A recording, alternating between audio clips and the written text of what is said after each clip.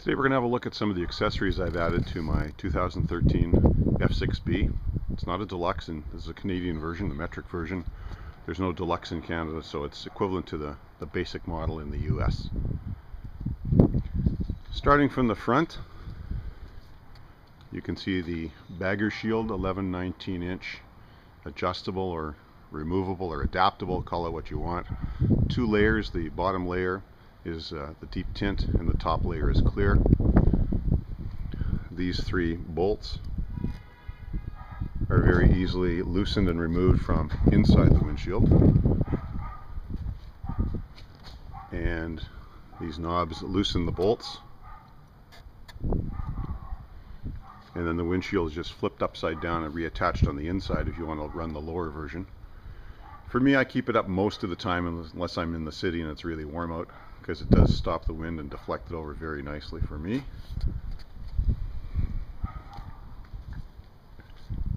Next, and we'll see these when I start up the bike, the low beams are HID from SoCal Moto Gear, and the high beams, I replaced the bulbs. They're still tungsten, or they're still halogens, but they are Osram Nightbreaker Plus, so they're high intensity, very bright white light, very complementary to the HID low beams. Moving down, I've got a Kuryakin fork brace in here. It's black, it's kind of hard to see in the light. It replaces the stock. What was on here was just really a deflector to keep bugs and things off of the fork tubes. So it's bolted on, and above it I've just added, these are called NOJ fork protectors. And they're just kind of a neoprene, velcroed, removable, easily washable protector for fork tubes. And that way the Kuryakyn brace here, fork brace, doesn't come up as high as the stock Honda plastic fork covers did. So there was a gap in here, considerable gap above the top of the fork brace, where road bugs and road grit and etc. could adhere to the fork tubes, dry out of course, and as we know, dried bug guts are the enemy of fork seals. So I protected higher up on the fork tubes with these neoprene protectors. Down lower I've got the stock Honda fog lights. Quite common to have those.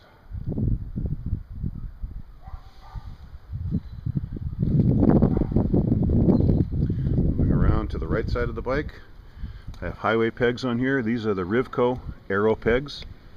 They nicely fit into the outside cylinder head valve covers, and these are the chrome version. They come in silver anodized and black as well. I chose the chrome. I like a little bit of chrome. Some guys like their bikes totally blacked out, but I like a little bit of chrome for contrast on there. There's a nylock nut under here so that you can adjust the tension on the highway pegs, opening and closing.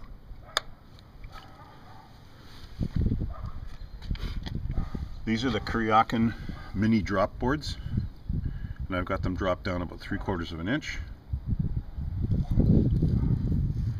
These are the Kuryakyn transformer passenger floorboards.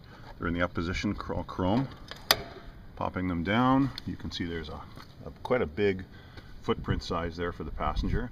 And the nice thing about them is they've got this forward tilting kind of a peg, like a highway peg, where the passenger can move around their feet for a little bit of relief over long periods of time, get a different angle for their foot.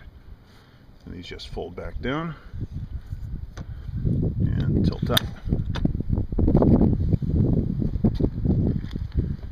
Up front, got a Breakaway throttle control on here. It's really just a throttle lock. It's not a cruise control, it's just a throttle lock. So when you have the bike traveling at the speed you want on level ground, press the bottom button in here. It locks the throttle in position, and to unlock it, there's two ways to do it. You can press this little button above it, and that just releases the throttle, or you can activate the front brake, and that also releases the throttle lock.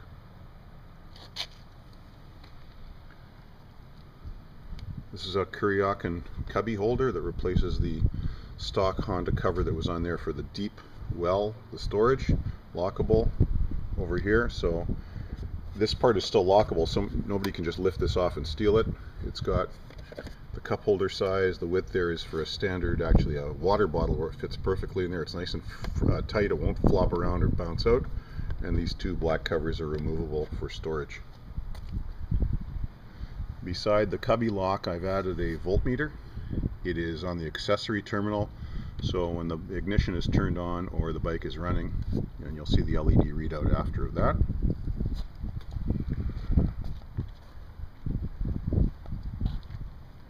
The next addition was a larger rack. I had the standard Honda luggage rack on here, but I found it to be too small. It was kind of useless actually, and overpriced. So I replaced it with this ShowChrome, and this is the smoke chrome version. It's also available in the shiny typical chrome. This is the smoke chrome. It's a good size, fits nicely, lots of room on there, solid. On the back end, I've added some LED. Two stop running lights are LED, and the turn signal lights are also LED. You'll see those shortly. This is a Whelen, I'm not sure how it's pronounced, I'll go with Whelen, TIR3 high intensity brake light, and I've got it connected, as well as the brake lights, to a Kuryakin brake light modulator, and it flashes the brake lights when the brakes are applied. You'll see that. This is a Drag Specialties chrome license plate frame. The typical, or the stock Honda frame, there isn't one. Your license plate just mounts to a metal tab back there, and it's just kind of exposed and didn't look very finished, so I added that. Continuing along, I made myself a lock, or a key here, for the luggage racks. These are Honda radio knobs, and I just took an extra key, cut it, and Gorilla glued it inside there into this into the knob, and allows me to have a knob, or a key, that will work the accessory, it'll work the luggage rack, the fuel tank, and the cubby lock, but it will not work the ignition. It's too short. And I just usually leave it in here because it looks like it belongs, and it's kind of hard to get out. And I leave it open all the time, and looks like it's a stock thing, and that way I can't leave my ignition key in there and walk away.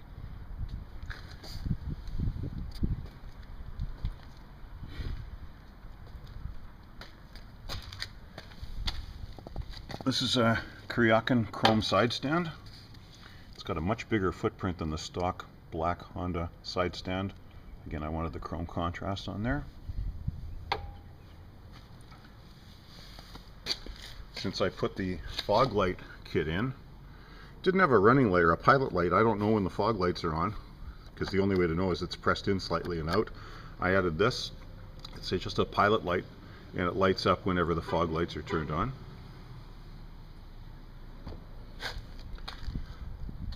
You'll see shortly that I have, in behind the left speaker grill, there's my digital gear indicator. It tells me what gear the bike is in when the clutch is out. These are Muth LED mirrors, turn signals, and when the turn signals are activated, there's a series of 7 LEDs in each mirror that flashes with like an arrow. Since I've gone to the HID low beams, typical recommendation is to install what's called a low beam bypass, which means when I turn the ignition on but not start the engine, the headlights will not come on, and that prolongs the life of the ballasts on the HIDs, because normally on any motorcycle, when you turn the ignition on, your headlights come on. When you hit the starter button, headlights go off. When you release the starter button, headlights come back on again. So every time you start the bike, you're cycling the headlights twice. With the low beam bypass, what happens is the headlights will not come on until the engine's running, and the connection for that, it's made by installing a special relay in conjunction with the oil pressure switch.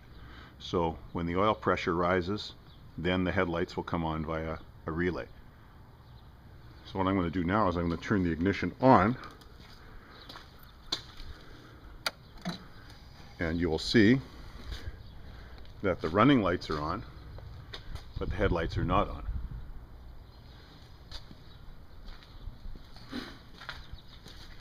Going back to the back of the bike, those are the LED running lights. And I'm going to shortly hook up a string to my brake light, and I'll show you what the brake lights look like. Okay, I've got my string hooked up here, and now you'll see what the flashing lights look like.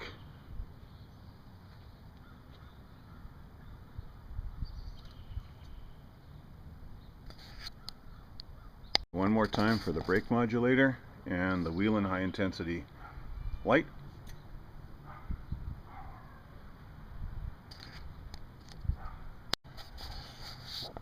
There's a picture of the LED digital gear display.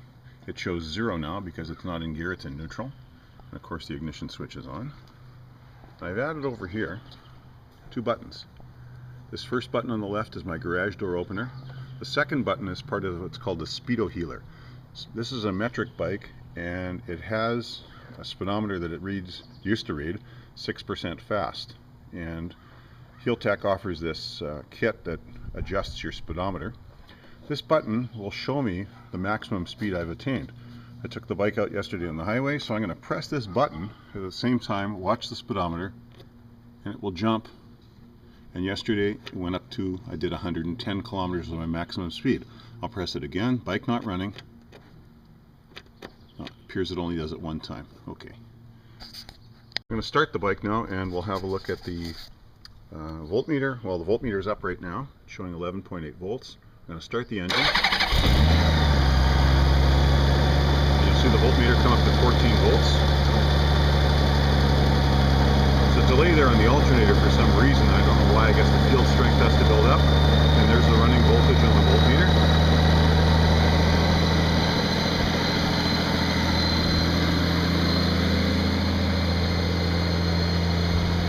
And now you can see the HIDs in their full intensity, and those things are bright.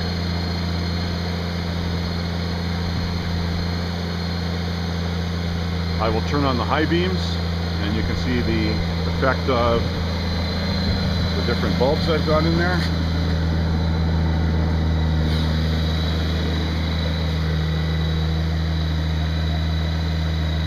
That's blinding me, absolutely blinding me, but do the best we can.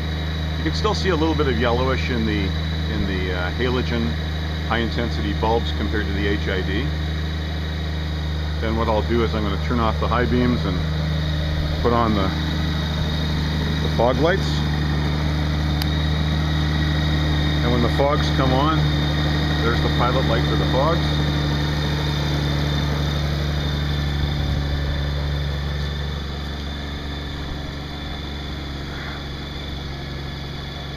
That's what the bike looks like when it's running. And I'm being absolutely blinded by those HIDs right in my eyes taking this picture. I hope the camera's not too washed out by it.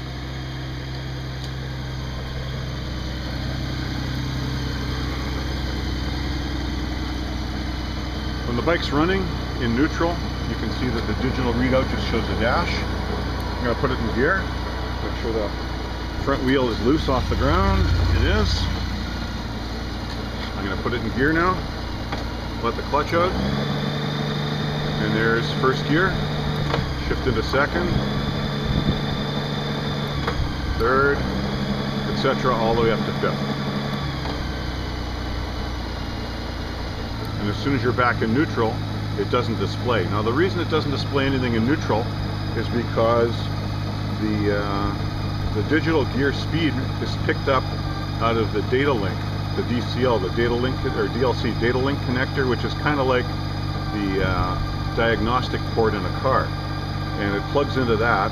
And the way Honda's works is it doesn't send out a signal only when the engine is in gear, or the transmission is in gear and the clutch is let out. Then it sends the signal to the ECU and also to the digital readout.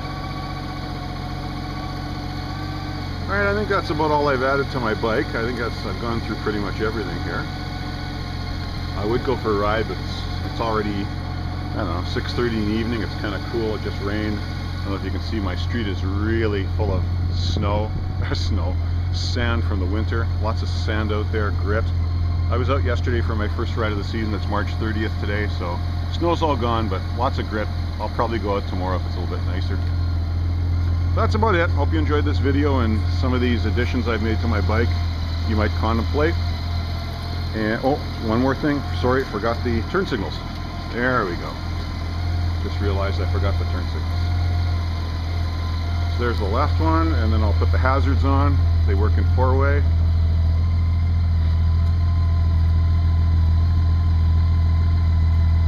And from the back you can see the turn signal arrow. I'll put the hazards on.